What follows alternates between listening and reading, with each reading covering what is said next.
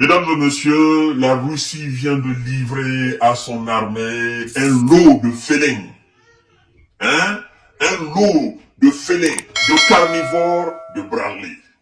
Les Bradley, vous savez que ce sont des machines de guerre américaines. Mais la Russie vient de concevoir quelque chose qui peut alors engloutir ces Bradley, qui peut les neutraliser, qui peut les broyer, qui peut les rendre en cendres, qui peut les rendre en molécules. La Russie vient de livrer un lot de ça à son armée. Et c'est pas tout. Vous savez, mesdames et messieurs, ce machin-là, derrière moi, vous voyez, derrière moi là, sur la terre ferme, mais aussi le félin qui est juste là. Hein? Le félin qui est là, juste là, vous le voyez, non? Le félin, il est capable d'une vitesse de 70 km/h sur la terre ferme, mais aussi, la particularité de ce félin, c'est aussi son adaptation à l'eau. Le félin, il est aussi aquatique.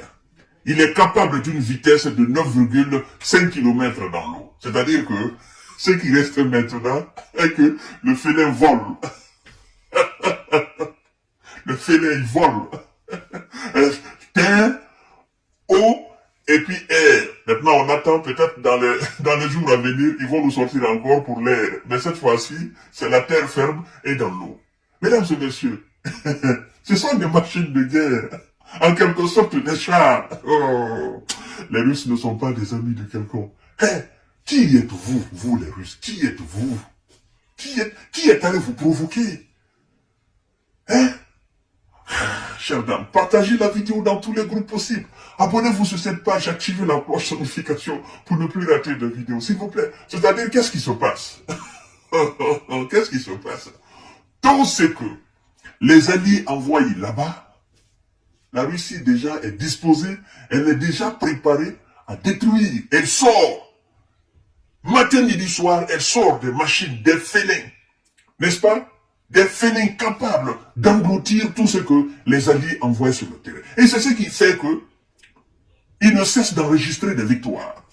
Chaque jour, il y a une nouvelle victoire. Chers dames, chers messieurs, chers demoiselles, nous allons voir les caractéristiques, n'est-ce pas, de ce tueur de Bradley, comme ils l'ont surnommé. Partagez la vidéo dans tous les groupes possibles. Abonnez-vous sur cette page. Le groupe russe, Rostek, a annoncé avoir livré à l'armée russe un nouveau lot de véhicules de combat d'infanterie BMP-3, considérés comme supérieurs aux Bradley américains. Pourquoi c'est considéré? C'est pas dans la bouche, mais dans la pratique. Écoutez très bien, mesdames et messieurs, partagez cette vidéo dans tous les groupes possibles. Partagez la vidéo dans tous les groupes possibles. L'armée russe a reçu un lot de véhicules de combat d'infanterie de 3e génération BMP-3, a annoncé le 5 avril le groupe industriel russe Rostek. On vous parle alors des caractéristiques du BMP-3. Il dispose d'un canon de 100 mm équipé d'un système de conduite de tir automatisé.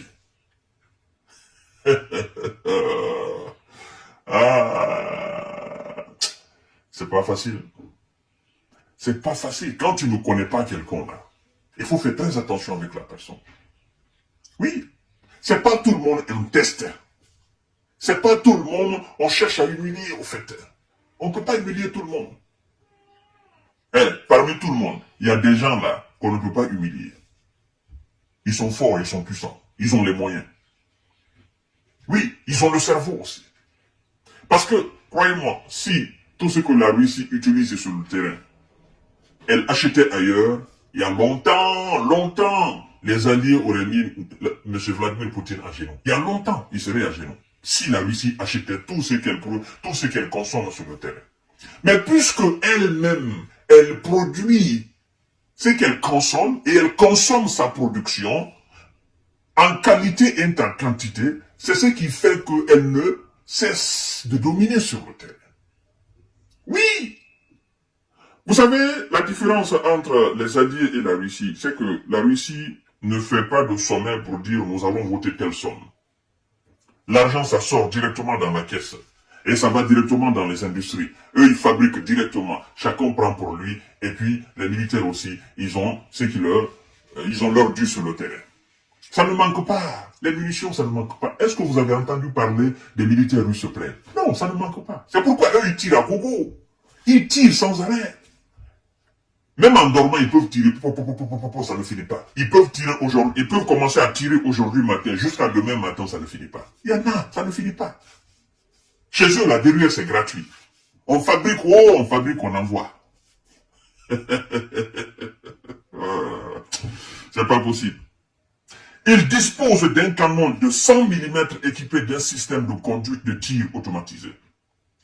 Il atteint, écoutez bien, des vitesses de 70 km sur 70 km/h sur terre et de 9,5 km sur l'eau. Sans protection supplémentaire, il pèse 19 tonnes. Il est conçu à la fois pour le combat interarmes et pour l'exécution de tâches spéciales.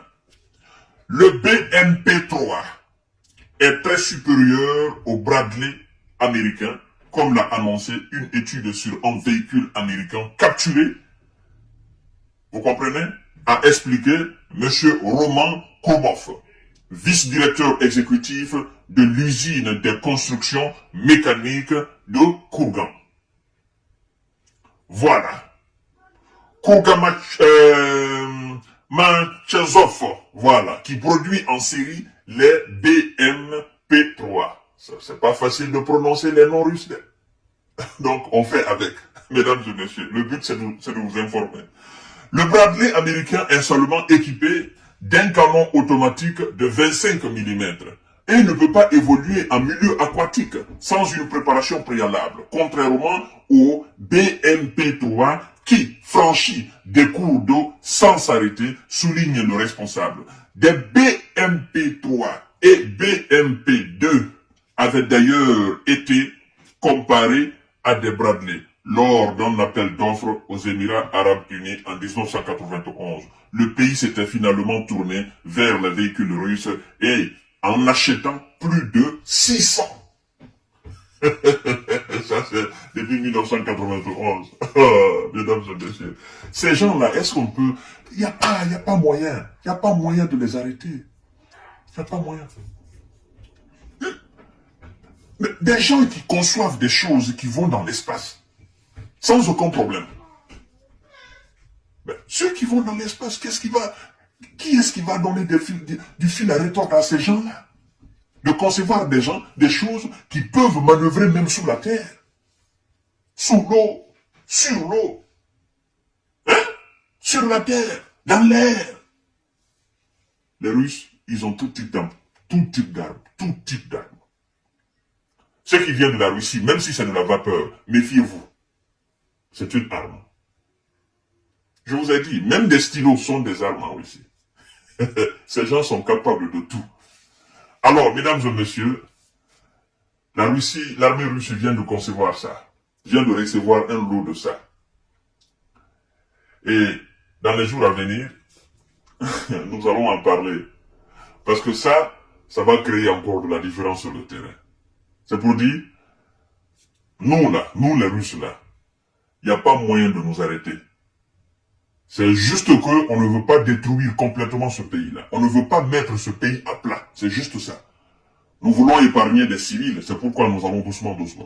Sinon, en réalité, si nous voulons faire comme d'autres là, il y a longtemps, ce pays serait rasé. Longtemps, serait mis à sec. Mais ce n'est pas notre objectif. Mesdames et messieurs, partagez la vidéo dans tous les groupes possibles. Alors, à tout à l'heure pour notre série d'informations de décortiquage. Partagez la vidéo dans tous les groupes possibles. Merci et bonne